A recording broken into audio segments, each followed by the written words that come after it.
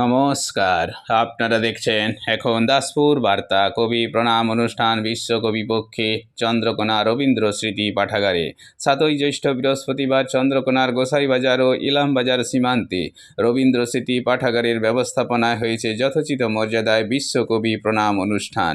এই পাঠাগার প্রাঙ্গণে শতাধিক রবীন্দ্র অনুরাগীর উপস্থিতিতে আরও সামিল ছিলেন প্রাক্তন বিধায়ক গুরুপদ দত্ত, সত্যপথের জাতিক পত্রিকার এডিটর শান্তিনাথ পাহাড়ি, সংস্কৃতিপ্রেমী তারাপদ বিষয়, পরিবেশ কর্মী ডাক্তার সুবীর কুমার ঘোষ, অসিত তলই, গৌতম ঘটক প্রমুখ সুধীজন। এদিন বিশ্ববরেণ্য রবীন্দ্র নৃত্য, গান, কবিতা এবং রবীন্দ্রনাথ ও আজকের ভারত বিশ্ব সমাজ বিষয়ক আলোচনা এই অনুষ্ঠান বৈচিত্র্যে ভরে উঠেছে। এই সভায় উপস্থিত সবাইকে সাম্প্রতিক পরিস্থিতিতে ধর্মের বেশে মোহ যারে এসে ধরে, অন্ধ সেজন মারে আর শুধু মরে, এই রবীন্দ্রবাণী স্মরণ করানো হয়েছে।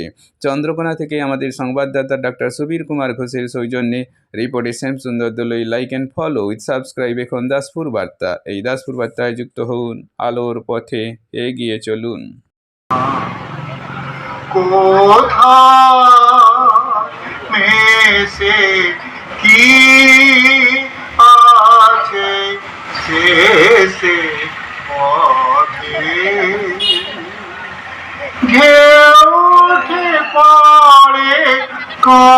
উপলব্ধি না করতে পারি, আমরা কয়েকটা কবিতা পাঠ করলাম। কবিতার মধ্যে আমাদের প্রবেশ করতে হবে। আমরা যে গানগুলো গাই সেই গানের মধ্যে আমাদের প্রবেশ করতে হবে। রবীন্দ্রনাথ অসংখ্য জায়গায় সাম্প্রদায়িকতার এই বিভাজনের বিরুদ্ধে তিনি তার কলম ধরেছেন এবং তার কত লেখা বলবো, যেটুকুন আমাদের বিদ্যা বা যেটুকুন পড়াশোনা করেছি দেখেছি, তিনি বলেছেন যে ধর্মের বিকারেই গ্রিস লুপ্ত। আমি তাকে ধমক দিয়ে খাবো, কাজ করছি, গোল করে না মেলা। রথের দিনে খুব যদি ভিড় হয়, একলা যাব, করবো না তো ভয়।